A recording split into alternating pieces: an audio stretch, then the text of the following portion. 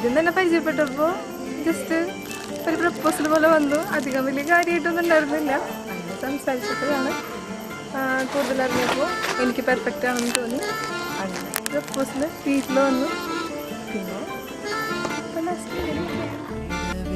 வாடகை வாங்கி விழி வீட்டினில் குடி வைக்கலாமா?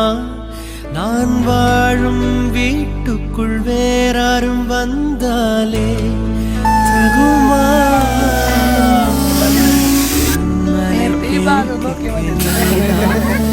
உந்தன் தோள்களில் இடம் தரலாமா? நான் சாயும் தோள் மேல் வேறாரும் சாய்ந்தாலே தகுமா? நீரும் செங்குலச்சேரும் கலந்தது போலே கலந்தவளா?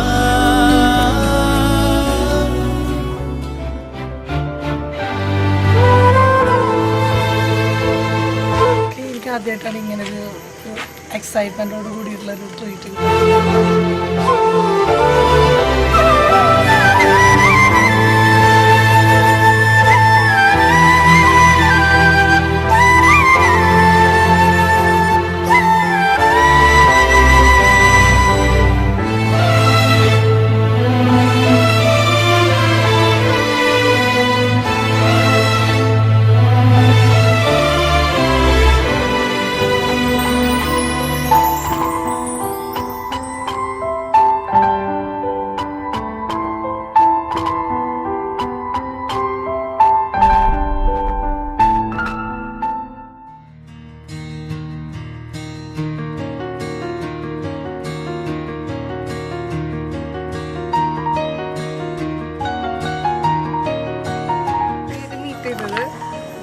ഏപ്രിൽ 2-ാം തീയതിയാണ്.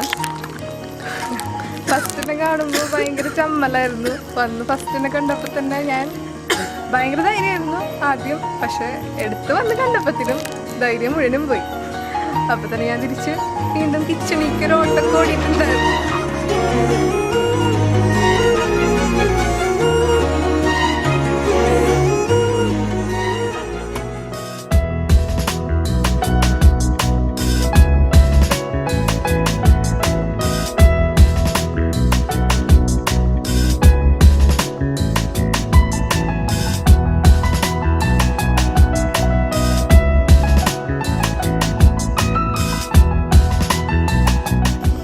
സൽവാറിൻ്റെ പിറന്നാളായിരുന്നു.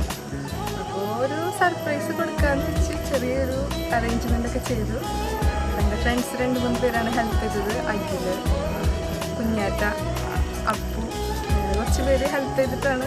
അപ്പോൾ വലിയ തിരക്കേടില്ലാത്ത രീതിയിൽ കൂടെ നല്ല രീതിയിൽ കൂടെ എല്ലാം നടന്നു.